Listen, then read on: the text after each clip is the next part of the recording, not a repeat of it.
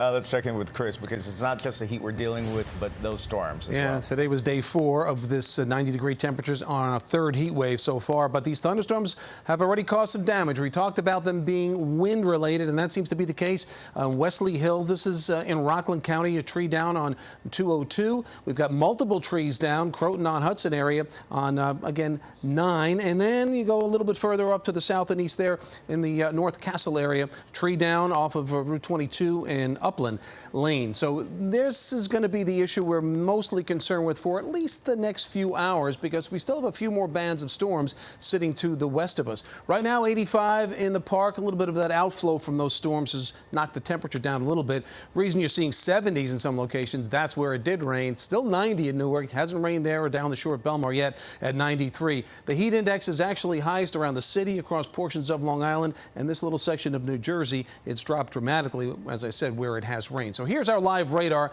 Nasty cell moving now through southwest Connecticut towards the Bridgeport area. That's the one that caused the wind damage in portions of Westchester and Rockland County.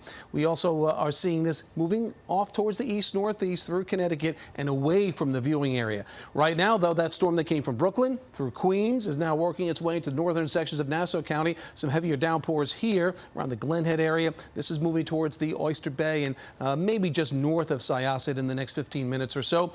Further north and west, getting hit hard in Sussex County. They've had continuous storms coming on through there, so some heavier rain. Also, a tornado warning has been noted now just south of Scranton, Pennsylvania. That's in Luzerne County. So we're going to have to keep a careful eye on that cluster, because that seems to be one that has a little bit of rotation involved in it. So there's that first band going on through. Here's the second one setting up in northeast Pennsylvania. Bigger picture, there's more behind that. So we're really not out of the woods. This is 7, 8 o'clock. There's showers and storms around, potentially heaviest this model over the city around 10, 11 o'clock. Then pressing eastward across Long Island overnight.